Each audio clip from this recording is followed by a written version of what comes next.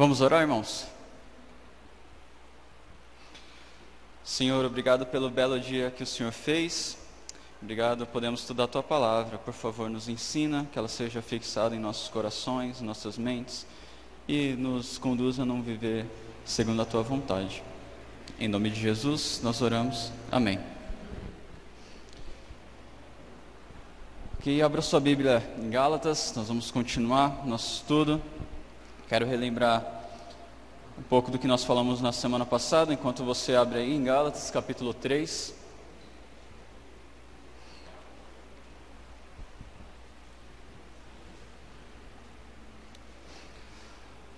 O livro de Gálatas tem um tema, vamos falar todos juntos? Vamos lá? A relação entre lei, evangelho e a liberdade em Cristo. Então, eu estava lidando lá com atenção. Nós já estamos bem contextualizados com relação a isso, e esse tema resume o livro. Vamos ler juntos a mensagem do livro? O cristão é justificado e santificado pela fé em Cristo no poder do Espírito Santo, sem as obras da lei. Ok, então na primeira parte do livro, nós já vimos essa parte da justificação pela fé em Cristo. Semana passada nós vimos sobre a santificação pela fé em Cristo, que não é somente o começo, que é pela fé, mas toda a vida cristã é vivida pela fé, independência do Senhor. Hoje vamos continuar vendo um pouco mais sobre esses dois temas, para então, na semana que vem, a gente poder ver um pouco mais sobre o que é uma vida norteada ou guiada pelo poder do Espírito Santo. Alguns propósitos da carta, nós já estamos a par disso. Ok, temos então aí as divisões do livro, para facilitar o nosso estudo. Nós paramos na quarta divisão, o Evangelho e o plano de Deus na história. Quero relembrar um pouquinho com os irmãos. Nós abrimos um parênteses antes de entrar no capítulo 3, falando sobre as administrações de Deus ao longo da história. E porque a gente percebe algumas mudanças, né? Quando a gente começa a ler, lá principalmente o Velho Testamento, a gente nota uma mudança muito grande com o Novo Testamento. E por que essa mudança acontece? Então nós vimos que Deus, ele vai se revelando aos poucos, e à medida que ele vai se revelando, lembrando que o povo não conhecia a Deus, seu caráter, sua vontade, o seu plano, como nós conhecemos hoje. Então Deus foi se revelando aos poucos, e à medida que ele ia dando conhecimento, isso ia trazendo uma certa responsabilidade ao povo, e esse povo reagia a isso, interagia de uma forma diferente. Então nós vemos ali uma divisão bem básica aqui, bem simples, de Adão a Abraão, de Abraão a Moisés, de Moisés a Cristo e de Cristo em diante. Sendo que quando Cristo veio, ele inaugurou a nova aliança, que como nós vimos lá nos profetas já se falava sobre essa nova aliança, e se dizia que seria uma aliança diferente da aliança feita com os antepassados, os pais tal, do povo judeu, que é a aliança com Moisés, que norteava as questões do culto, das cerimônias e tudo mais, estabelecer disciplinas e regras para a vida deles e para a nação.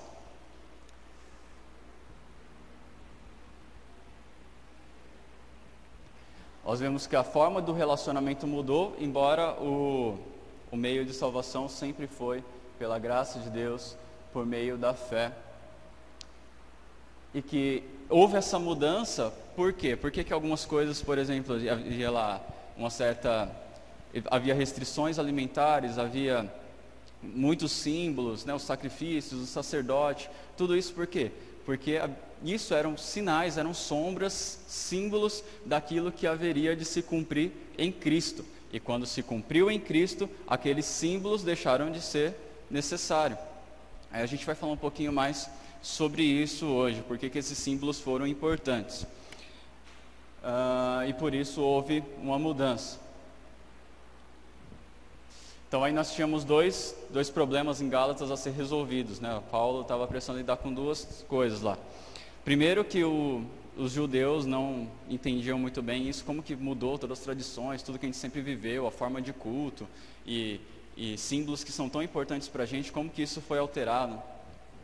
Não entendiam muito bem isso, essa questão da nova aliança, dessa nova economia ou nova administração de Deus, a gente chamou assim, essa mudança no relacionamento. Alguns chamam isso de dispensação também, se você ouvir essa palavra, está se referindo a isso.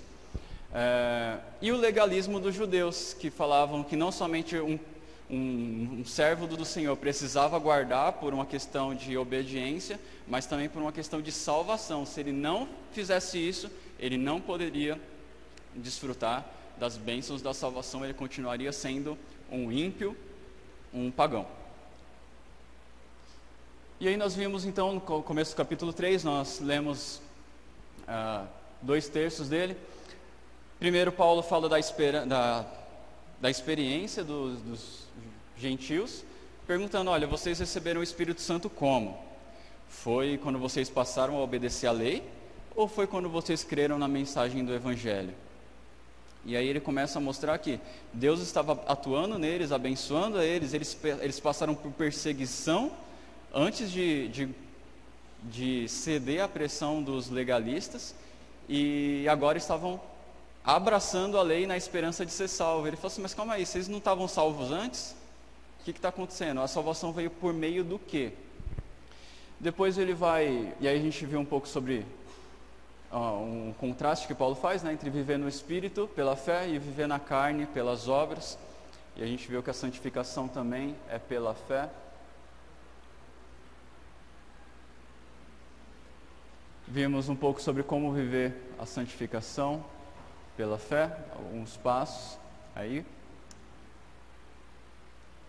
Depois Paulo vai para as Escrituras, ele vai fazer uma exposição um pouco mais teológica sobre as alianças ali com Abraão, com Moisés, e por isso a gente teve aquela introdução sobre o plano de Deus na história, as economias da história, onde Paulo vai mostrar que a salvação, essa promessa de Cristo, do Evangelho, já estava estabelecida lá em Abraão, ela foi formalizada em Abraão, porque na verdade a promessa a gente já tem logo ali em Gênesis 3, quando Deus fala que da semente da mulher virá aquele que esmagará a cabeça da serpente. Ali a gente já tem uma pequena luzinha do Evangelho, mas em Abraão ela é estabelecida de um modo mais formal, quando Deus fala, em ti serão benditos todos os povos, todas as nações serão abençoadas.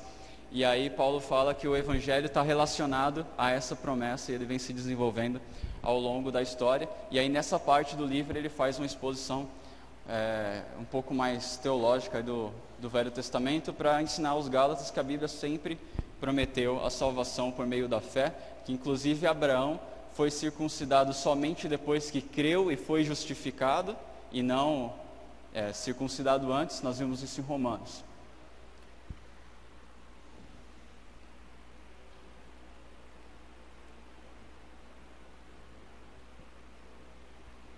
Ok, aí chegamos no ponto onde nós paramos, onde Paulo vai mostrar a partir do versículo 15 o propósito da lei ao longo da história, onde ele vai agora usar um argumento lógico. A ideia desse parágrafo novamente é mostrar que o Evangelho sempre esteve baseado ali na aliança com Abraão, não na aliança com Moisés, embora ela tenha tido sua importância. E nós vamos ver agora a explicação de Paulo nisso. Antes, só para nós acompanharmos bem a leitura do texto, existem algumas expressões chaves que vão aparecer aqui nesse final do capítulo 3. Gostaria de explicar para os irmãos. Por exemplo, vai aparecer muito a palavra promessa. Quando ele fala de promessa, ele está se referindo à aliança com Abraão, e aquela promessa, em você todas as nações serão abençoadas. Então sempre que ele se referir à promessa, ele está falando sobre isso. Quando ele fala sobre aliança, ele pode estar falando sobre ou aliança com Abraão ou aliança com Moisés, que é aquele acordo, as estipulações que Deus coloca para o seu povo. A herança são as bênçãos da promessa, especificamente a salvação. Então quem crê na promessa recebe a herança, que é essa herança que nós temos em Cristo. A lei aqui, um pouco diferente do que a gente viu até agora, que a gente viu que a lei estava sendo dividida em 3 partes, né? Morais, civis, cerimoniais. A partir daqui ele vai mudar um pouco. Às vezes ele vai falar da lei cerimonial, Às vezes ele vai falar de lei como o Pentateuco, no modo geral, às vezes o Antigo Testamento, no modo geral. Aí pelo contexto a gente vai saber. E fé também muda um pouquinho. Às vezes fé é a confiança em Jesus, ou às vezes a fé é o próprio Jesus. Quando ele fala assim, quando chegou a fé, ele está falando da vinda de Cristo, tá? E não é que antes o povo não tinha fé, e aí Cristo veio e agora eles passaram a ter fé. Não, não é isso, tá? Ele está falando da pessoa de Jesus, o objeto da fé. Então vamos lá, versículo 15 a 18. Irmãos, falo como homem, ainda que uma aliança seja meramente humana, uma vez ratificada, ninguém a revoga ou lhe acrescenta alguma coisa. Ora, as promessas foram feitas a Abraão e a seu descendente. Não diz, e aos descendentes, como se falando de muitos, porém como de um só, e ao teu descendente, que é Cristo. E digo isto, uma aliança já anteriormente confirmada por Deus, a lei que veio 430 anos depois, não pode abrogar de forma que venha desfazer a promessa. Porque se a herança provém da lei, já não decorre da promessa, mas foi pela promessa que Deus concedeu gratuitamente a Abraão. Então olha só, Paulo começa usando aqui uma ilustração que era muito clara para o povo da época dele, falando sobre essa questão de contratos, de acordos e tal. Ele falou assim, olha, eu falo como homem, então pensando no exemplo ali, normal, olha, vamos pensar aqui na nossa sociedade. Uma aliança, quando alguém faz um acordo, está lá estabelecido os critérios e tudo mais, ninguém pode vir depois fazer um outro que modifica o primeiro. Isso seria errado, isso seria injusto. Então Deus não fez isso. Se para a gente aqui na nossa sociedade isso é errado, imagina para Deus. Então é isso que ele quer dizer quando ele diz, ó, falo como homem. Então uma segunda aliança que vem depois não pode desfazer a primeira. E aí ele fala, olha, Deus fez uma aliança com Abraão, estabeleceu e lá fez uma promessa. Em você, todas as nações receberão a bênção de Deus. Bênção da salvação. Depois a lei, quando veio? 430 anos depois. E nesse tempo todo, como era? E aí ele está falando, e depois que veio isso, não pode mudar, não pode desfazer aquilo que já foi feito.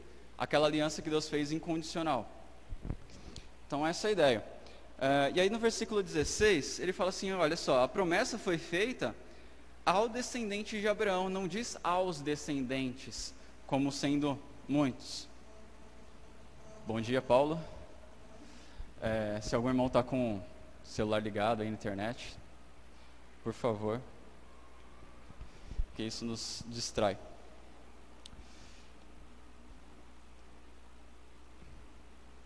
Não diz aos descendentes. E aí, quando a gente olha lá para o Antigo Testamento, não diz que esse descendente é Cristo. E aqui Paulo, fazendo uso de todo o conhecimento que agora ele tem com a revelação de Cristo, ele fala, ele entendeu que a promessa de Abraão se cumpriu em Cristo.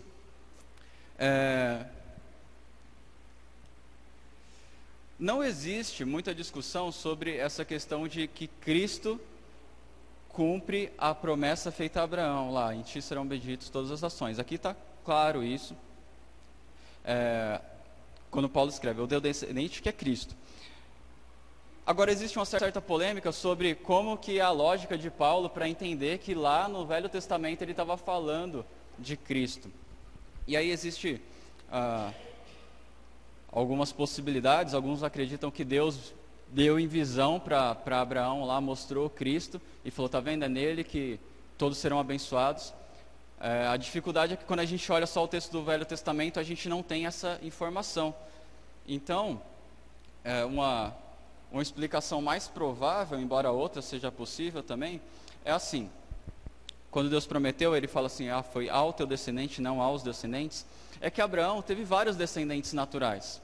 Por exemplo, de Abraão não veio somente os israelitas, não vieram somente os israelitas, veio também os ismaelitas, o filho da escrava, que a gente vai ver um pouquinho, vai falar um pouco sobre ele hoje. Então de Abraão veio a nação ali,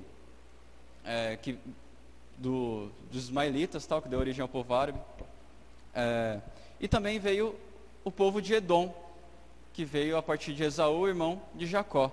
E na Bíblia a gente vê que Deus quis abençoar a descendência, ali a linha de Jacó, e não de Esaú, não de Ismael. Por quê? Romanos 9 vai falar, por graça de Deus. Ele escolheu assim e assim ele resolveu fazer. Ninguém merecia nada, mas ele escolheu uma descendência para que fosse a descendência abençoada, a descendência eleita. Então, Abraão teve várias descendências, mas uma só foi a descendência eleita.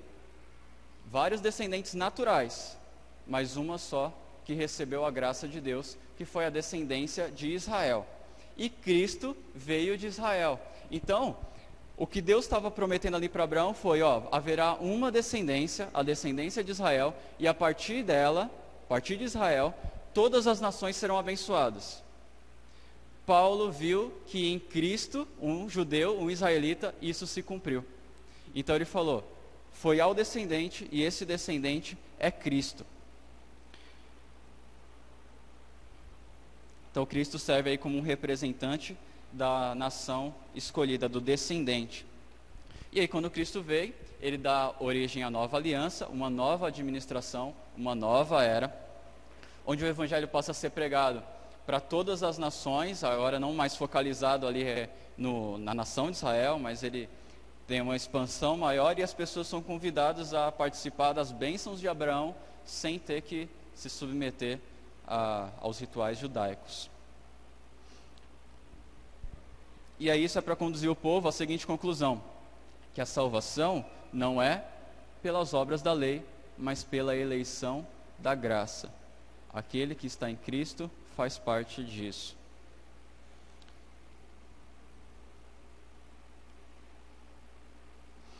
E aí no versículo 18 ele fala, porque se a salvação viesse pela lei, então ela não vem pela promessa. Seria pela obediência a ela, mas não é assim que funciona. Se ela vem pela lei, então não vem pela promessa, a promessa se cumpre em Cristo, então logo Cristo não cumpre a promessa de salvação, a salvação não vem por Cristo, mas vem pela obediência à lei de Moisés.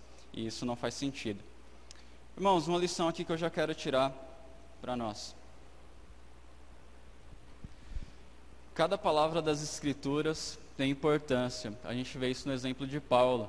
Quando ele olha e ele repara ali numa questão de um singular, um plural, ele fala assim, olha o que está escrito aqui. Não diz aos descendentes, diz ao descendente. E a partir disso, ele medita nisso ao longo também da revelação que ele recebeu de Cristo. E ali ele tira as conclusões corretas. Jesus também demonstrou isso, quando ele fala assim, olha, nenhum tio, nenhum i vai passar sem que tudo se cumpra. Cada parte é importante, cada parte tem valor. E quando ele faz isso, é importante esse versículo para a gente, porque Jesus, ao dizer isso, está validando todo o Antigo Testamento. Em outros momentos ele também fala da inspiração do Antigo Testamento. Então esses versículos são o próprio testemunho de Jesus, dizendo, olha, isso tudo é palavra de Deus, isso tudo vai se cumprir, isso tudo é importante. E eu falo isso porque há irmãos, né, citei aqui há uns 2 domingos, de uma vez que encontrei uma irmã em Cristo e ela falou assim, eu acho que não tem que pregar o Antigo Testamento, eu acho que o Antigo Testamento não é pra gente, eu acho que isso não tem mais valor, porque agora é o Novo Testamento. Isso é um grande equívoco. Tudo da palavra de Deus é importante. Cada palavra dela tem o seu valor. Às vezes a gente não entende determinada parte, mas isso não tira o valor dela.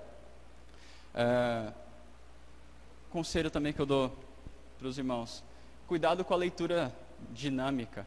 Tá, alguns leem a sua Bíblia fazendo isso, não que isso seja um pecado, mas fazendo isso você pode estar perdendo muitas coisas preciosas ali, uma palavra, um detalhe que pode mudar a sua vida, pode fazer você entender melhor a vontade de Deus. Então valoriza isso, valoriza cada palavra, assim como Jesus fez, assim como os apóstolos fizeram. Bom.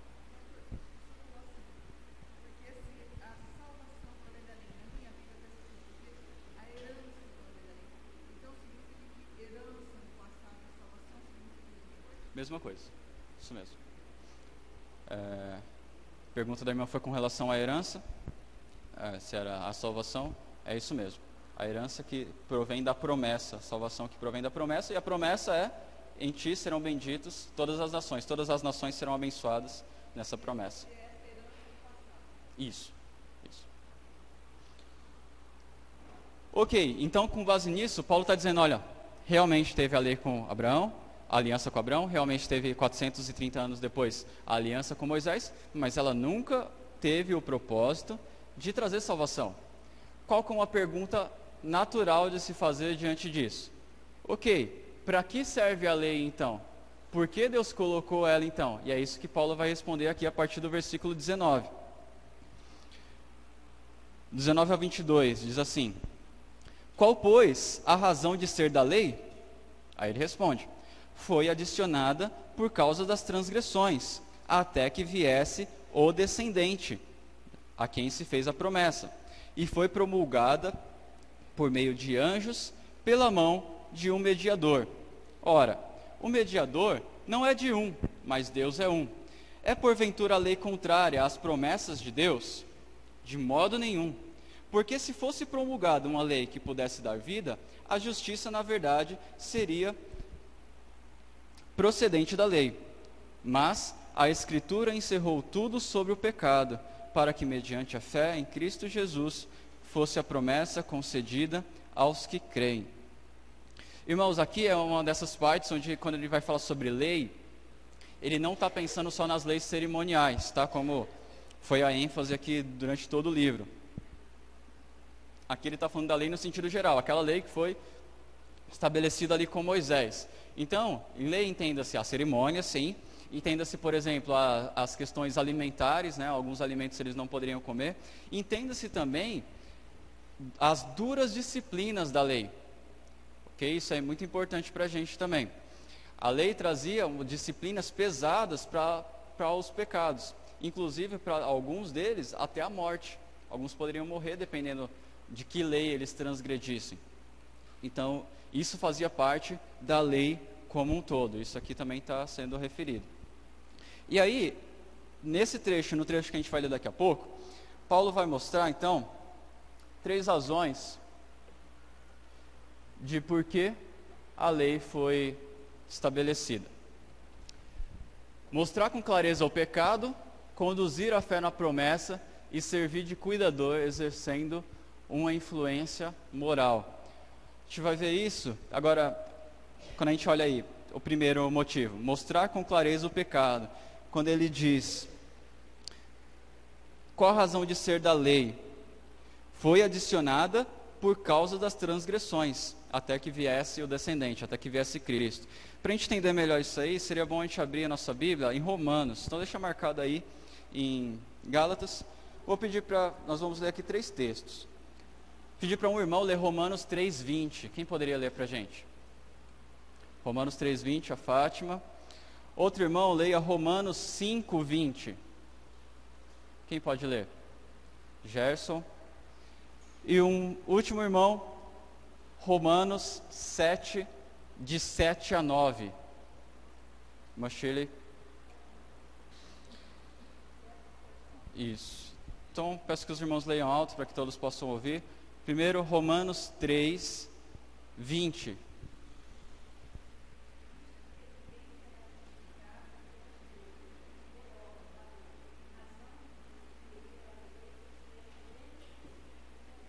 Ok, então olha só, não sei se todos ouviram. Pela lei vem o pleno conhecimento do pecado. Essa parte que eu quero destacar.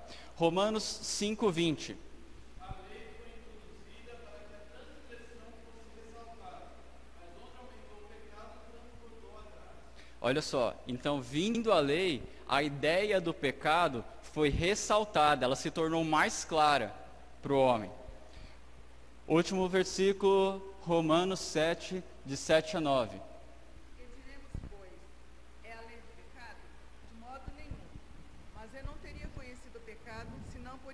Da lei, pois não teria eu conhecido a cobiça, se a lei não dissera, não cobiçarás.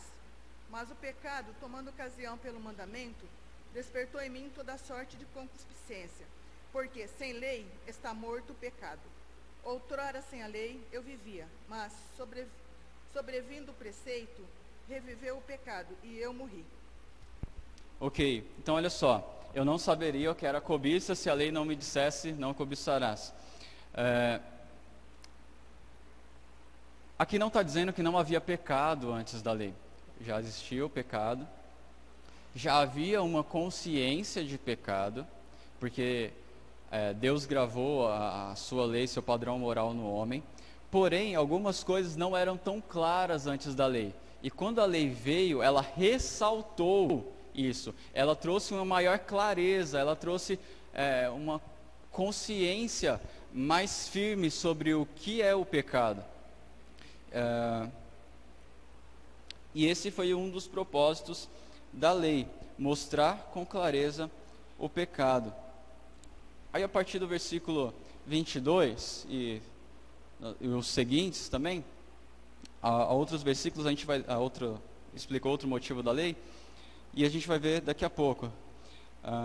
Versículo 20, antes da gente ir para o segundo propósito da lei, um versículo difícil da gente entender, bem complicado aqui o que Paulo coloca, mas para resumir, a ideia que ele está colocando aqui é o seguinte: a lei com Moisés teve um mediador, na verdade teve dois, ela foi entregada por anjos e pela mão de Moisés ao povo. Porém a aliança com Abraão foi feita entre Deus e Abraão diretamente, sem nenhum intermediário. Isso é para sugerir que a aliança com Abraão era superior à aliança com Moisés. Então, uma teve mediador, embora Deus seja um, foi ele que fez as duas alianças. E aí ele fala novamente que o papel da lei não é justificar ninguém.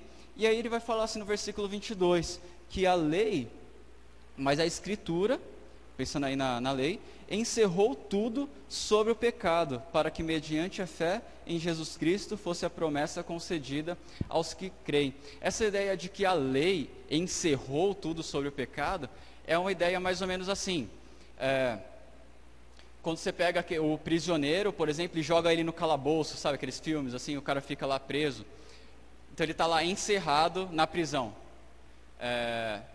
Foi isso que a lei fez com os homens. Ela mostra o pecado com tamanha clareza que ela pega a todos e mostra: você está condenado, você não tem esperança a não ser a graça de Deus. Então ela aprisiona o homem, por assim dizer, e ela faz com que ele não olhe mais para as suas próprias obras, porque se ele olhar para ele mesmo, ele vai ver que ele está perdido. Então isso tem o objetivo de fazer com que ele seja conduzido à fé em Cristo.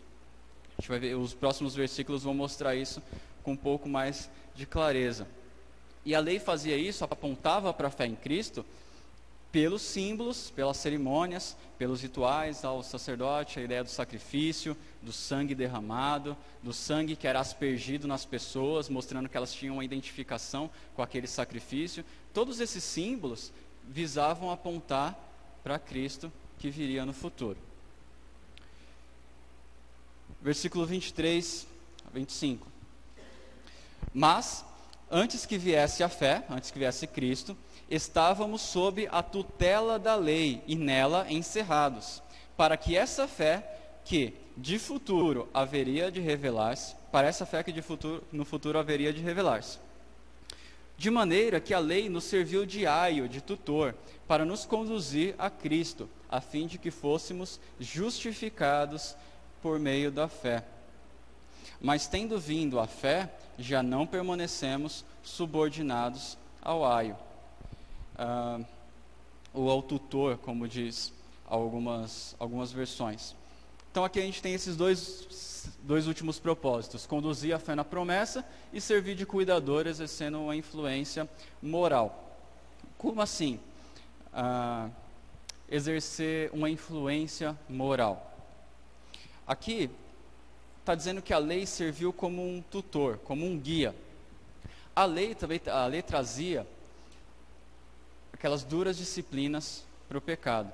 Então Deus estava lidando com o povo de uma forma assim, como a gente poderia dizer, com rédea curta. Ele estava, não, você vai ter que cultuar desse jeito, é assim que se faz, olha, se sair um pouquinho, tem a punição. Então era um negócio bem fechado, Deus estava ali segurando o povo de uma forma mais cautelosa, vamos dizer assim. E fala que isso foi por causa do pecado do povo. Então os padrões de culto, as disciplinas, servia para isso. Essa palavra tutor, ou aio, como dizem algumas bíblias, é uma palavra é a palavra paidagogos. Paidagogos que deu origem à palavra pedagogo. que eram lá naquela época uma função de alguém que pegava a criança, conduzia ela à escola, ensinava várias coisas para ela sobre vida, sobre comportamento, enfim, cuidava de uma criança, só que isso era ou até ela chegar aonde ela precisava, ou até determinada idade. Chegava na idade, ela está mais velha, ela não precisa mais daquele tutor, daquele cuidador ali para guiá-la. A lei teve esse papel. A lei, com os símbolos e com as disciplinas, conduzia o povo, que ainda era imaturo, ainda era uma criança no conhecimento de Deus, conduzia ele no caminho que ele tinha que seguir. Mas depois que veio a fé, depois que veio Cristo, que foi o ápice da revelação de Deus, o povo amadureceu e aí não precisou mais daquele tutor com as duras disciplinas, com todos os símbolos, pegando eles pela mão e levando aonde precisava. Porque o povo, de certa forma, cresceu, se tornou adulto. Deixa eu dar um exemplo para tentar ilustrar isso aqui. Imagina só um pai, tem um filho de 10 anos. E aí o pai chega para esse filho e coloca uma regra em casa e fala assim: olha, filho, depois das 10h30, eu não quero que você assista a TV sozinho. Depois das 10h30, você só pode assistir TV ou ao meu lado ou da sua mãe, mas sozinho não. E se eu pegar você assistindo TV, depois das 10h30, você vai apanhar, você vai ficar de castigo 3 dias sem TV e sem internet. Estamos entendidos? E não quero nada de TV no seu quarto também. Esse pai tem um motivo para fazer isso, certo? Ele tem princípios por trás disso, de por que ele está proibindo o filho dele de assistir TV às 10h30.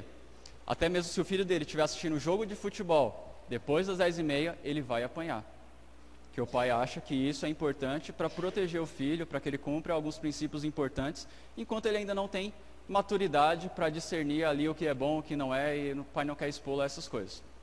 Enfim. Ok, então o filho vai crescendo ali, a sua adolescência, e tem essa regra. E toda vez que ele quebra, ele apanha, ele fica de castigo e tudo mais. Então o pai está ali, rédea curta. O filho faz 18 anos. Cara responsável, acabando a escola, está indo para a faculdade, ainda está ali morando com seus pais, e o pai chega para ele e fala assim: filho, agora você está com 18 anos, agora você já tem uma outra cabeça, agora você já entende muito mais coisa do que antes. Sabe aquela regra de não poder assistir TV depois das 10h30? Sabe aquela regra de você não poder ter TV no seu quarto? Então, ó, isso aí mudou. Pode assistir TV, tem a responsabilidade e tudo mais, mas pode assistir agora a TV. Se você quiser comprar uma TV e colocar no seu quarto, também tranquilo. E é isso. Um dos propósitos daquele pai, em ter colocado regra, por exemplo, foi proteger o filho dele da imoralidade da TV. Ok? Quando o pai mudou a regra, ele estava autorizando o filho agora a assistir qualquer porcaria que passasse na TV? Era isso o propósito? Não. Mas mudou a forma, não mudou? Com a lei, aconteceu mais ou menos assim. Enquanto o povo era criança, no seu conhecimento, tudo era muito fechado. Eles não tinham tanta liberdade para fazer as coisas. E quando pecava, a disciplina era dura. Quando Cristo veio, ele inaugurou a maioridade do povo de Deus, porque foi a revelação máxima. Eles cresceram em conhecimento. Eles estavam falando não mais com um profeta, eles estavam falando com o próprio Deus. Isso muda muita coisa. Então o povo passou para um novo nível de maturidade. E aí nesse novo nível, Deus falou assim: olha, agora todas aquelas leis, aqueles símbolos, passaram. Então agora eu posso fazer o que eu quiser. É isso que Deus está falando? Então agora eu posso viver na carnalidade, no pecado. Não, calma aí, você não entendeu. Você ganhou uma liberdade, mas uma liberdade ali das disciplinas duras, daquele formato de culto, daquelas cerimônias, e não uma liberdade para pecar. Percebe? É mais ou menos isso que ele está falando aqui. Olha, o tutor que guia a criança até um certo ponto. Chega num certo ponto, não precisa mais do tutor. A lei, com as disciplinas dela, de certa forma, controlava o povo na sua pecaminosidade ali e apontava para a promessa e mostrava o pecado. Tinha todos esses propósitos. Quando Cristo veio, essa ideia das cerimônias, por exemplo, deixou de ser, E alguns propósitos ainda continuam, como por exemplo mostrar o pecado, isso ainda se aplica a nós. Então perceba que a lei ajudava bastante nessa questão do povo, na caminhada espiritual do povo, embora ela tirasse bastante da liberdade. E aí, uma vez que Cristo veio, ele traz a liberdade. É nesse sentido que Cristo veio trazer uma liberdade da lei, a liberdade que vai aparecer bastante aqui, daqui para frente, no livro de Gálatas. Então é por isso que quando a gente olha para o Antigo Testamento, a gente vê também que ele é cheio de símbolos, cheio de rituais, cheio de imagens que fazem ilustração ao plano de Deus. Mas quando esse plano se cumpre, quando Cristo vem, o evangelho, o cristianismo acaba se tornando muito mais conceitual do que simbólico. A gente vê o Antigo Testamento muito símbolo, o Novo Testamento são poucos. Por exemplo, que símbolo a gente tem ali no evangelho? A gente tem a ceia, é uma cerimônia ali, um ato simbólico. A gente tem o batismo também, mas são praticamente isso. Enquanto no Antigo Testamento nós temos inúmeros. Mas agora eles não são mais necessários porque já veio o conhecimento que precisava vir. E aí Paulo conclui, aí o capítulo 3, versículo 26 a 29. Pois todos vós sois filhos de Deus mediante a fé em Cristo Jesus. Porque todos quantos fostes batizados em Cristo, de Cristo vos revestistes. Assim, não pode haver judeu nem grego, nem escravo, nem liberto, nem homem, nem mulher, pois todos vós sois um em Cristo Jesus. E se sois de Cristo, também sois descendentes de Abraão e herdeiros segundo a promessa. Então Paulo conclui que o acesso às bênçãos da salvação, da herança, veio por meio da fé na promessa que se cumpre em Cristo e não por meio da obediência à lei mosaica. Ele deixa claro aqui para eles que obedecer à lei liga alguém a Moisés e mostra a condenação, enquanto crer na promessa liga a Abraão e torna a pessoa um descendente, um herdeiro da promessa. Aí ele usa uma expressão aqui que é necessário a gente observar. Ele fala assim: não há judeu, nem grego, nem escravo, nem livre ou senhor, e não há homem nem mulher, porque todos são um em Cristo. Alguns movimentos hoje têm usado esse versículo para falar assim: olha, essa ideia de que o homem tem um papel, a mulher tem um outro papel, de que existe uma estrutura rígida, isso aí é consequência do pecado. Quando a gente vem para Cristo e somos perdoados, libertos dos nossos pecados e tudo mais, toda essa distinção acaba. Então não existe homem nem mulher, não existe nenhum tipo de função. Você que define o que é ser homem, você define o que é mulher, o que é ser mulher. Não existe nada disso, porque todos são um em Cristo. Será que era isso que Paulo estava argumentando aqui? Olha só, quando ele fala, por exemplo, que não existe o senhor nem o servo. Então ele está dizendo que quando as pessoas se convertem, então não existe mais patrão, não existe mais empregado, é todo mundo, não existe nenhum tipo de hierarquia aí. Acho que não era isso que ele estava querendo dizer. Quando ele fala assim dos gentios, dos escravos, das mulheres, ele cita esses grupos, porque em algumas religiões, esses grupos tinham menos acesso a alguns privilégios. Mas ele está falando, no Evangelho não é assim. No Evangelho, todos que creem em Cristo têm acesso igualmente. Seja um judeu, que já conhecia a promessa há muito tempo, seja um gentil, que era estranho a isso, seja homem, seja mulher, seja rico, seja pobre, qualquer um, todos têm acesso igualmente a Deus. É isso que ele está dizendo aqui. Não há distinção, não há níveis de intimidade com Deus por causa de uma posição social ou de um gênero. É essa a conclusão que nós podemos chegar.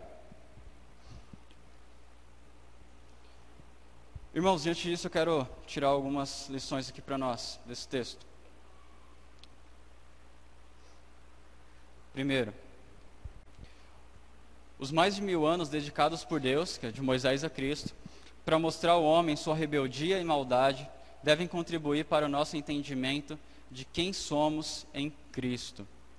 Quando a gente olha para a lei e olha para ali o padrão moral de Deus, por exemplo, A gente tem que olhar para isso como um espelho e ver quão grande é a nossa pecaminosidade. E ver que sem a graça de Deus, a gente está perdido. Para que então a gente seja conduzido à fé em Cristo. Para que então a nossa esperança esteja somente na graça de Deus. Por isso que no evangelismo, quando você estiver conversando com alguém sobre o evangelho, é muito importante você mostrar o pecado, você deixar claro para a pessoa que ela precisa do perdão de Deus. Porque se ela não entender isso, de que adianta ela crer em Jesus? Deus passou um bom tempo mostrando para o povo, olha, você não consegue. Olha, esse é o meu padrão. Para que esse povo parasse de olhar para suas próprias obras, como faziam todas as religiões em volta deles, e começassem a esperar somente na graça de Deus, no perdão dele. O perdão que vem dele pela graça.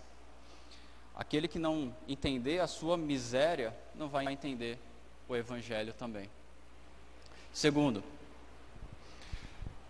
devemos ser infinitamente gratos a Deus, mantendo uma atitude de adoração e humildade. Por quê? Porque aonde abundou o pecado, superabundou a graça. A gente tem pela lei vem um conhecimento extremo, máximo do nosso pecado. Mas é aí que a gente olha para a graça de Deus e vê que ela supera isso e nos dá acesso a Ele pela graça. Isso deve nos conduzir a uma atitude de adoração e de humildade. Terceiro, se Deus achou necessário tornar evidente ao homem a sua pecaminosidade, não podemos deixar de exortar aqueles que estão em pecado. A lei veio para agitar a consciência do homem, para mostrar a ele a sua condição.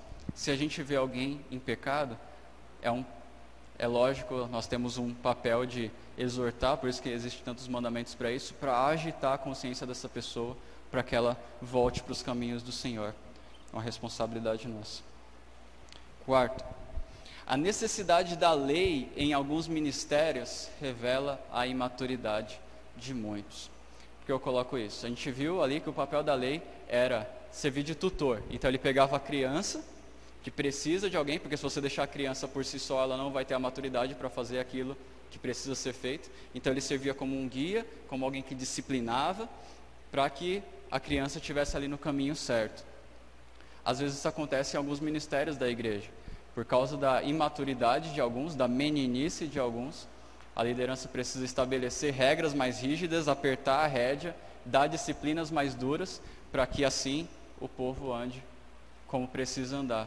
A gente faz, às vezes até brinca, né? Agora é a época da lei. Não, agora tirou a regra, agora é a época da graça. Né? Faz esse paralelo.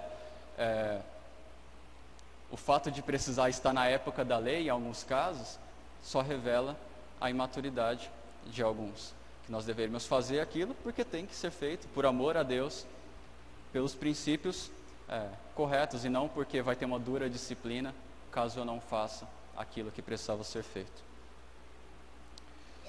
Quinto, o Evangelho não é um plano B de Deus diante da desobediência da lei, que é aquela ideia, por que houve mudança no Antigo Testamento e no Novo Testamento? Porque antes a salvação era pela obediência à lei, aí quando Cristo veio, inaugurou a época da graça, e agora a salvação é mediante a fé em Cristo. Não, a salvação sempre foi pela graça de Deus, por meio da fé na promessa, e isso foi ao longo de toda a história, sempre foi assim. A lei veio depois, mas veio com outros propósitos, não de trazer salvação, foi aqueles 3 propósitos que nós mostramos. No Novo Testamento ainda mostra outros propósitos, mas não cabe a nós observá-los agora. Sexto e último, voltar às antigas práticas religiosas é algo estranho aos planos de Deus. Eu falo isso porque existem alguns movimentos hoje que estão tentando resgatar os símbolos lá do Antigo Testamento e trazer para a sua liturgia no culto. Então estão trazendo a Arca da Aliança, o cajado, a figura do sacerdote, a ideia de santo dos santos, todas essas coisas, e até passam um ar de maior espiritualidade por fazer isso, quando na verdade a Bíblia fala que isso veio por causa de uma imaturidade ainda do povo que estava em formação, crescendo no seu conhecimento. Quando esse conhecimento se tornou grande, esses símbolos perderam o seu valor. Então, na verdade, isso não é um símbolo de espiritualidade. Cuidado com isso, esse tipo de prática é algo estranho no desenvolvimento do plano de Deus ao longo da história. Ainda continuando na ideia do propósito da lei, Paulo vai no capítulo 4, versículos de 1 a 11, quero ler com os irmãos, primeiro do 1 ao 7, ele ainda está no mesmo assunto, falando sobre o caráter temporário da lei. 4:1 diz assim: Digo, pois, que durante o tempo em que o herdeiro é menor, em nada difere do escravo, posto que ele é senhor de tudo, mas está sobre tutores e curadores até o tempo predeterminado pelo Pai. Assim, também nós, quando éramos menores, estávamos servilmente sujeitos aos rudimentos do mundo. Vindo, porém, à plenitude do tempo, Deus enviou seu Filho, nascido de mulher, nascido sob a lei, para resgatar os que estavam sob a lei, a fim de que recebêssemos a adoção de filhos. E porque vós sois filhos, Deus enviou ao nosso coração o Espírito de seu Filho, que clama, Abba, Pai, de sorte que já não és escravo, porém filho, e sendo filho, também herdeiro por Deus. Então, olha só, de novo aqui ele usa a ilustração, daquela ideia do filho que não tem ainda a maioridade, uma idade para cuidar da sua herança, então ele está debaixo de tutores e curadores. E aqui ele é filho, pensando aqui no povo judeu, herdeiro aqui da herança, embora ele seja herdeiro, ele está ali debaixo da lei. Tutores e curadores têm um sentido bem próximo, aí está no texto. E ele fala, nós estávamos debaixo dos rudimentos do mundo, que para o judeu seria a lei, que tira ali a liberdade do povo, que mostra o pecado, mas que não salva. E para os gentios havia também, quando Paulo usa essa expressão rudimentos do mundo, ele normalmente está se referindo aos sistemas legalistas para a salvação, porque todas as religiões apontam para um meio de justificação diante de Deus pelas obras. E hoje também não é diferente. Todas as religiões falam, você precisa fazer algo para chegar a Deus. E o que Cristo veio ensinar foi, não, eu vim até vocês e é pura graça, é pela fé, é algo que destoa de todo o resto. E ele fala, antes também vocês estavam aí, Gálatas, vocês também estavam debaixo de princípios assim, embora não fosse a lei judaica, mas eram debaixo de outras leis, coisas que não podem salvar, sistemas legalistas. Aí versículo 4, 5. Vindo, porém, à plenitude do tempo, Deus enviou seu Filho, nascido de mulher. Quando ele fala plenitude do tempo, alguns acreditam que era aquele momento perfeito para a vinda de Cristo. Agora, plenitude do tempo pode ser simplesmente quando deu o tempo, Cristo veio, então se cumpriu o tempo, o tempo ficou completo. Então, no momento certo, mais ou menos essa ideia, no momento certo, Cristo veio, e aí Deus enviou seu Filho, nascido de mulher, então aqui é uma ênfase em que Cristo era homem, nascido sob a lei, uma ênfase que no caráter substitutivo, ele veio nos substituir, e quando fala Deus enviou, aí uma ênfase também na divindade de Jesus, para que tornasse possível a nós a adoção de filhos. E aí ele fala, então ele enviou seu Espírito, nos deu seu Espírito, para que recebêssemos a adoção de filhos.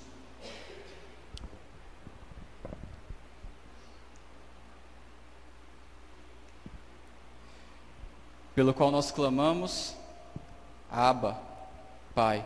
Essa expressão é importante para a gente. Ela não é simplesmente Pai no seu sentido seco assim da palavra, mas ela denota algo mais íntimo, mais próximo de Deus. Talvez se a gente for trazer para os nossos dias, nossa cultura, seria algo assim como papai. Seria mais próximo a isso.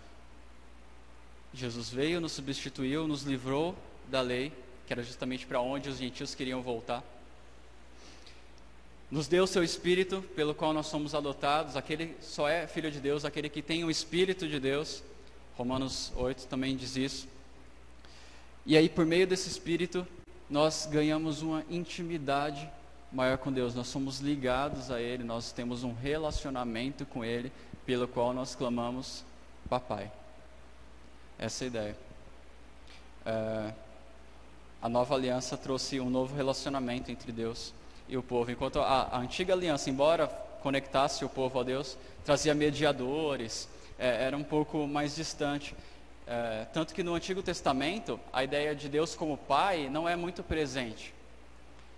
Os judeus até tinham um conceito de Deus como Pai, mas era um sentido mais, ele é o Pai porque é o Criador, então ele que deu origem a tudo. No Novo Testamento, a ideia de Pai é amplamente difundida nessa ideia de eu sou filho dele, eu tenho um relacionamento com ele. Então esse conceito de Pai é expandido aí na Nova Aliança, no Novo Testamento. Irmãos, diante disso, quero trazer mais algumas lições para nós.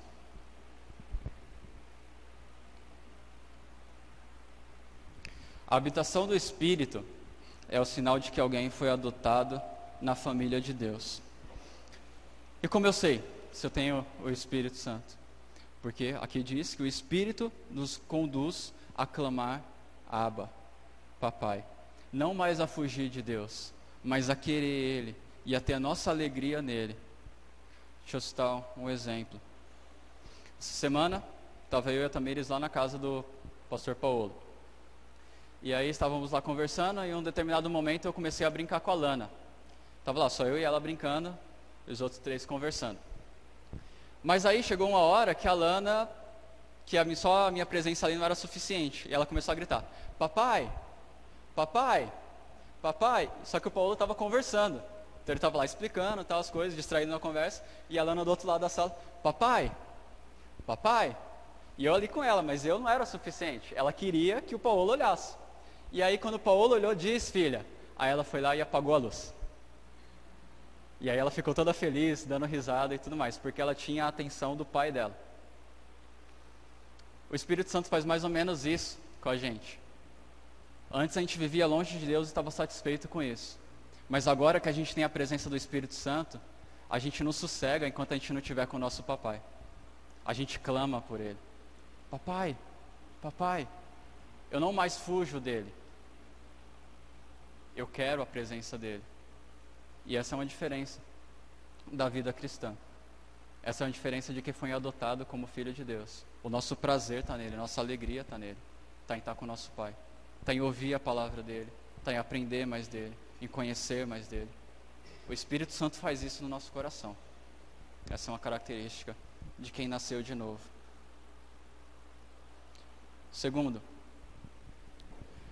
a vida cristã é essencialmente relacionamento com Deus pela fé em Jesus Cristo, não simplesmente uma rotina religiosa. Então, se a sua vida cristã se resume a frequentar cultos e a seguir ali uma liturgia que é imposta de uma forma mecânica, você ainda não tem desfrutado da vida cristã. Você simplesmente tem seguido uma tradição. E talvez um dia você olhe para o seu lado e fale, poxa, as pessoas estão vivendo algo totalmente sem sentido. Não. Você está vivendo algo sem sentido. Porque você está longe de um relacionamento com Deus. E realmente simplesmente obedecer a seguir uma certa rotina religiosa, por seguir, isso não faz sentido mesmo. Você continua perdido.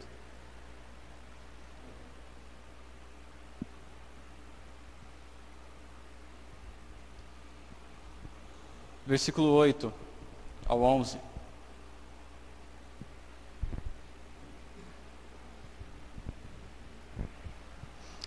Outrora, porém, não conhecendo a Deus, servis a deuses que, por natureza, não são. Mas agora que conheceis a Deus, ou antes, sendo conhecido por Deus, como estáis voltando outra vez aos rudimentos fracos e pobres, aos quais de novo quereis ainda escravizar-vos? Guardais dias e meses e tempos e anos. Receio de vós que tenha trabalhado em vão para convosco. Então ele está falando aqui, antes, quando vocês não conheciam a Deus, no versículo 8, antes quando vocês não conheciam a Deus, vocês serviam aqueles que por natureza não são Deus. Serviam a outros deuses que na verdade não são deuses. Em outras passagens vão mostrar que são doutrinas de demônios, porque são doutrinas que estão debaixo de maldição, é um outro evangelho, ao qual não existe outra, como a gente viu no primeiro domingo. estão debaixo de maldição. Então antes vocês seguiam a isso. E agora vocês estão querendo voltar para outro sistema escravizador, assim? Versículo 9, mas agora que conheceis a Deus, ou melhor, sendo conhecidos por Deus, ele faz isso para dar uma ênfase de que a iniciativa de conhecer, do relacionamento com Deus, não partiu do homem, mas partiu de Deus. Então essa ideia de conhecer é uma ideia relacional, não é só cognitiva, não é só intelectual.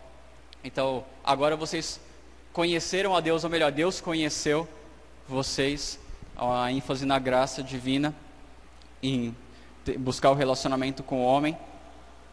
Vocês estão querendo voltar aos antigos e pobres rudimentos, que aí são os sistemas legalistas, que agora eles estavam fazendo da lei de Moisés esse tipo de sistema. E aí existe até um paralelo, ele fala assim, antes vocês seguiam doutrinas de deuses que na verdade não são, vocês seguiam a doutrina de demônios. E agora vocês estão querendo voltar a isso. Isso não significa que a lei de Moisés não é doutrina de Deus ou que é doutrina de demônios. E outros versículos que nós lemos antes falam que a lei é boa se ela for corretamente aplicada. Agora, o jeito que eles estavam usando transformou aquela lei numa doutrina semelhante à doutrina de demônios. Porque eles estavam usando aquilo como meio para a salvação, quando na verdade só traz condenação. Aí no versículo 11 ele fica assim, será que foi em vão todo o meu trabalho, tudo que eu fiz com vocês, tudo aquilo que a gente viveu, será que foi em vão?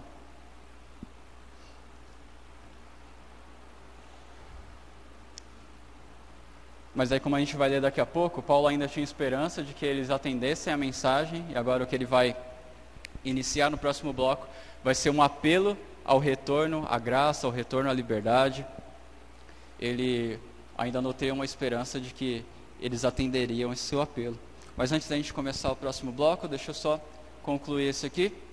A gente pode concluir assim, que embora o relacionamento de Deus com o seu povo tenha passado por mudanças ao longo da história, a salvação sempre foi por causa da graça, por meio da fé na promessa, com base na obra de Cristo. Isso não mudou em momento algum. Sempre foi assim. Irmãos, alguém tem alguma dúvida com relação a esse ponto? Para que a gente possa começar o próximo? Não? Ok. Então a gente vai continuar agora. Mais um pequeno trecho que é do capítulo 4, versículo 12 ao 5:1, onde Paulo vai, diante de tudo que ele já falou, ele vai mudar agora ele vai mudar um pouco o tom de voz dele, né, aquele tom mais duro, e vai continuar demonstrando que ele está inconformado, mas ele também vai mostrar um grande afeto por aqueles irmãos, vai dizer que eles ainda têm eles em grande estima e que ele não guarda nenhuma amargura, e vai pedir, vai suplicar a eles que voltem à graça, que voltem à liberdade. Versículo 12 até o 20 diz assim: eu lhes suplico, irmãos, que se tornem como eu, pois eu me tornei como vocês. Em nada vocês me ofenderam. Como sabem, foi por causa de uma doença que lhes preguei o evangelho pela primeira vez. Embora minha doença lhes tenha sido uma provação, vocês não me trataram com desprezo ou desdém. Pelo contrário, receberam-me como se eu fosse um anjo de Deus, como o próprio Cristo Jesus. O que aconteceu com a alegria de vocês? Tenho certeza que, se fosse possível, vocês teriam arrancado os próprios olhos para dá-los a mim. Tornei-me inimigo de vocês por lhes dizer a verdade? Os que fazem tanto esforço para agradá-los não agem bem, mas querem isolá-los a fim de que vocês também mostrem zelo por eles. É bom ser zeloso pelo bem, e não apenas quando estou presente. Meus filhos, novamente estou sofrendo dores de parto por sua causa, até que Cristo seja formado em vocês. Eu gostaria de estar com vocês agora e mudar meu tom de voz, pois estou perplexo quanto a vocês. Então olha só, agora ele começa no versículo 12, né, ele dá uma tranquilizada e fala: irmãos, rogo a vocês, suplico a vocês, que vocês se tornem como eu, porque eu me tornei como vocês. Na ideia de que Paulo, que antes estava debaixo da lei, agora não está mais debaixo da lei, por causa do Evangelho, abraçou a liberdade em Cristo, e aí evangelizou os Gálatas se converteram, e aí agora eles estavam querendo se submeter à lei. Ele falou: não, eu me tornei como vocês, e agora vocês estão querendo dar um passo atrás? Não, se tornem como eu. Ele abandonou o legalismo, abandonem também.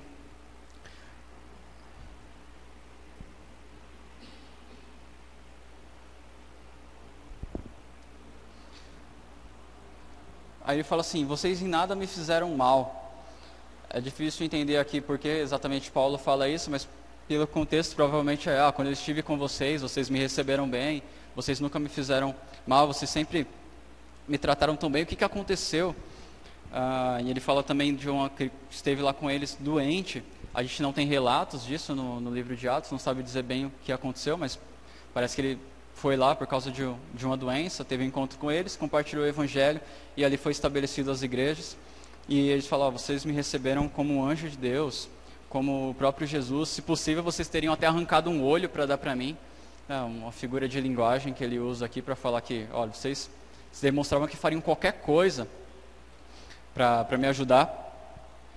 Alguns acreditam que a doença de Paulo era algo relacionado à visão, mas isso não temos fundamento para isso, também não é essencial. E aí ele contrasta as duas realidades, né? Antes, olha só o que vocês eram. Quando eu estive aí com vocês, vocês cuidaram de mim, vocês me trataram como se eu fosse o próprio Jesus. O que aconteceu agora? Cadê aquela alegria de vocês? Cadê aquele zelo que vocês tinham?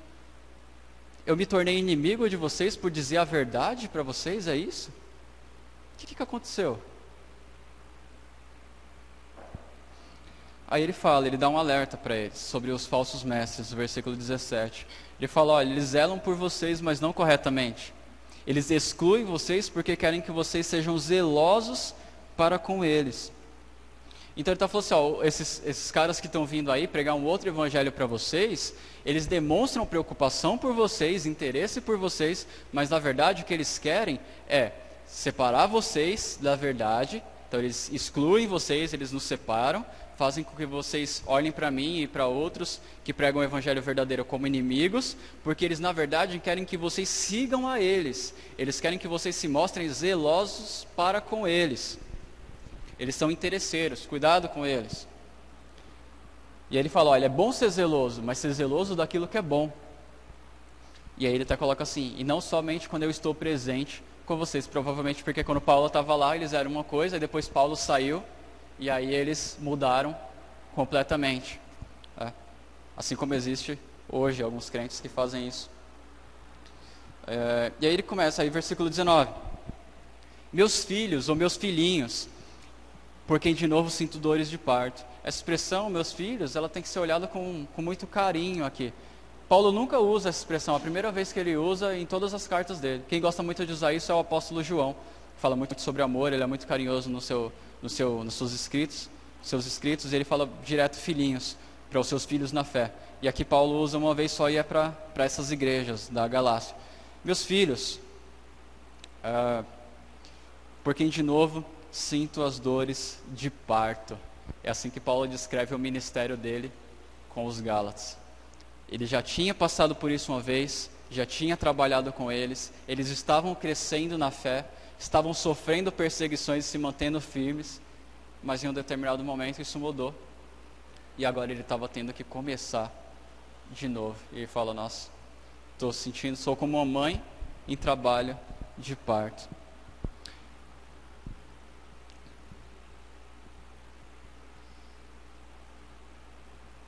E ele fala: até que Cristo seja formado em vocês. Até Cristo seja formado em vós. Isso aqui diz respeito ao processo de amadurecimento cristão. Pelo contexto aqui, o que seria Cristo ser formado em vocês? Seria entender melhor o Evangelho, entender melhor as suas implicações e pôr em prática na sua vida. e viver o Evangelho de uma forma coerente. Essa ideia de Cristo ser formado neles. Num sentido mais amplo, essa expressão pode se referir a todo o processo de santificação que só vai acabar quando Cristo voltar. Então é Cristo ser formado em nós. Como assim ser formado em nós? A Bíblia diz que quando nós cremos no Evangelho, nós nascemos de novo, nós somos regenerados. E a partir disso nós iniciamos um processo longo de santificação. Processo de formação doutrinária, de formação moral, processo de mudar a nossa visão do mundo, os nossos interesses, processo de amar aquilo que Deus ama, odiar aquilo que Deus odeia. Isso não é algo automático na nossa conversão. Isso é um processo. E Deus está usando o Espírito Santo, Deus está usando a palavra dele, Deus está usando a igreja dele, Deus está usando as circunstâncias para ir moldando o nosso caráter e nos tornando mais parecidos com a imagem do seu Filho. Todos nós estamos nesse processo. Cristo ser formado em nós. E esse é o alvo da vida cristã. Agora repara aqui que é Cristo ser formado em nós, e não eu me formo a imagem de Cristo. É algo que eu sofro e não algo que eu faço. Está aqui na voz passiva. Ele vai ser formado em mim. Desde tudo isso. Das escrituras, da palavra, da igreja, das circunstâncias. E aí Paulo olha para eles e fala assim: olha, eu queria estar aqui com vocês porque eu estou perplexo a respeito de vocês dessa época. Daqui eu não sei direito o que fazer com vocês, eu queria estar aí, talvez eu consiga ver melhor isso aí e a gente tem uma conversa séria. Nós, algumas lições aqui para nós concluirmos por hoje. Primeiro, falar a verdade, mesmo com amor e carinho, pode gerar inimizades, porque às vezes nossos amigos preferem viver na mentira. Se prepare para isso. Se prepare para falar com a verdade, porque você ama muito essa pessoa e mesmo assim receber em troca desprezo e ela te tratar como um inimigo. Isso não é algo tão incomum. Normalmente é fruto de más influências. Então, cuidado também, até mesmo na sua vida, em relação a quem você anda, com quem você conversa. Vocês que querem ser líderes, inclusive, preparem-se para isso. Preparem-se para dizer a verdade, porque vocês querem bem as pessoas e serem odiados por isso, se tornarem inimigos por dizer a verdade. Se nós não cultivarmos o temor somente no Senhor, isso se torna deprimente, é terrível, isso é muito ruim mesmo.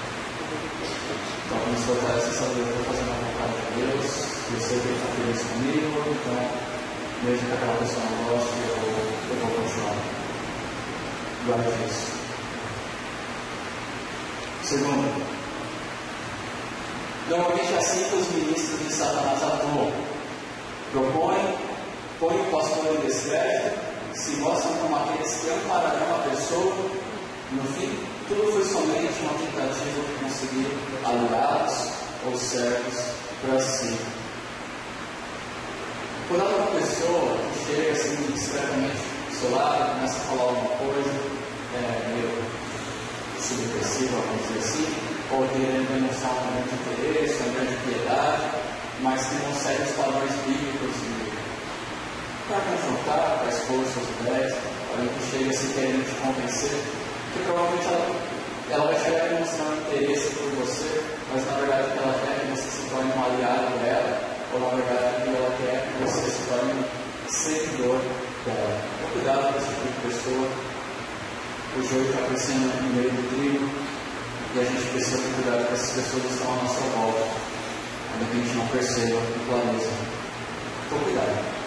Cuidado com as pessoas que não falam mal de um irmão, que falam mal da sua liderança, com um ar de piedade, mas na verdade só tem carnalidade. Valeu. Terceiro, relembrar a história, aqueles que estão se afastando da verdade, pode ser uma boa ferramenta de exortação. Paulo dá esse exemplo aqui. Ele fala: lembra lá que eu estive com vocês, estava doente, vocês cuidaram de mim, vocês me trataram com alegria. O que aconteceu? Eu me tornei inimigo de vocês, eu disse a verdade para vocês. Ele faz a história dele ainda. E isso é algo extremamente afetivo, afetuoso, e provavelmente para que despertasse o coração, tocasse o coração daqueles irmãos, para que eles dessem ouvidos ao que Paulo estava dizendo. Isso é uma prática que alguns irmãos aqui também na colônia se afastam. Vai conversar com a pessoa e relembra toda a história de Deus. Pode ser uma ferramenta muito importante e somente um coração muito endurecido para ignorar isso. Quarto, o processo de discipulado pode ser doloroso, mas vale a pena.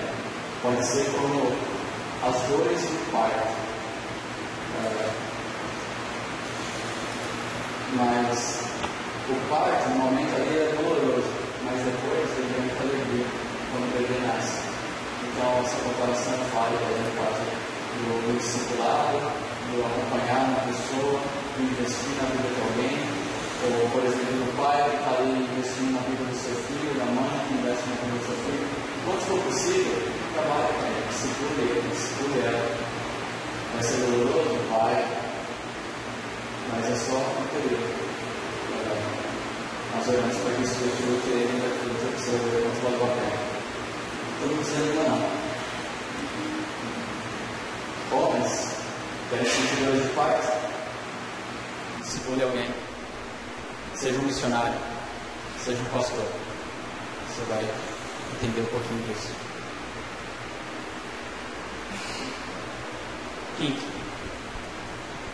Deus usa pessoas para moldar pessoas à sua vontade. No caso ali, Paulo estava sendo instrumento de Deus para que Cristo fosse formado naquela igreja. Diante disso, irmãos, valorize a sua liderança. Valorize aqueles que trabalham para caminhar com você no caminho do Evangelho, para te conduzir na verdade. Deus normalmente usa essas pessoas também, não só elas, mas usa essas pessoas para formar Cristo em vocês. Algumas coisas vão ser dolorosas, algumas coisas vão ser bem chatas, mas são importantes. Se está na Bíblia, é importante. Porque você deve perguntar, está na Bíblia? Isso está certo? Se está, faz isso. Valoriza também o relacionamento com crentes maduros, com aqueles amigos que vão te exortar de acordo com a palavra, que vão te ajudar, que vão, quando conversar com você, não vai só jogar a conversa fora, mas vai conversar coisas espirituais, vai conversar coisas que te edificam. É por meio dessas pessoas que Cristo vai ser mais formado na sua vida. Então valoriza essas pessoas, valoriza manter contato com essas pessoas. Não só daquela pessoa que te faz dar risada. Um palhaço pode fazer isso, mas formar Cristo em você é outra coisa.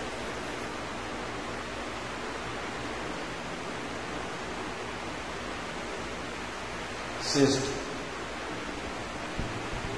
o verdadeiro pai espiritual é aquele que trabalha e sofre na busca incessante de criar em alguém o caráter de Cristo. Esse texto que nós lemos é muito importante para a gente saber discernir o verdadeiro servo de Deus. Enquanto os falsos mestres queriam buscar seguidores para si, o que Paulo queria era formar Cristo neles para que eles se tornassem seguidores fiéis de Cristo. O alvo é diferente. Então é assim que a gente vê um verdadeiro servo do Senhor, um verdadeiro pai espiritual. Então cuidado com essas pessoas, cuidado com os falsos mestres. Se você ligar a TV, você vai achar alguns deles. 7 e último. O alvo de nossas vidas é ser como Cristo.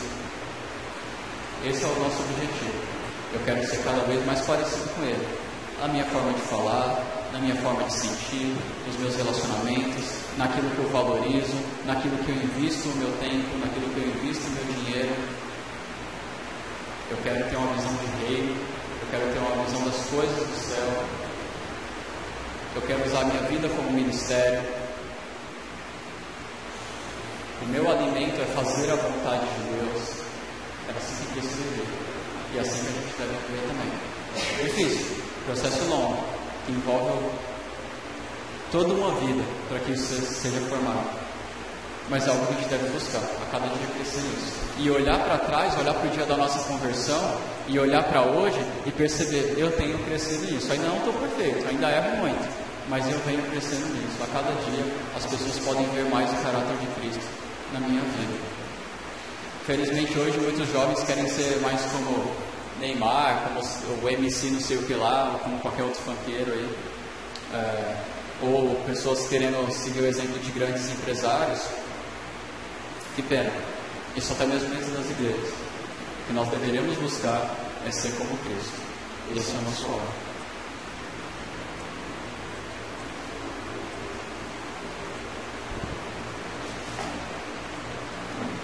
Irmãos, vamos orar por isso. Semana que vem nós continuamos o restante do capítulo 4.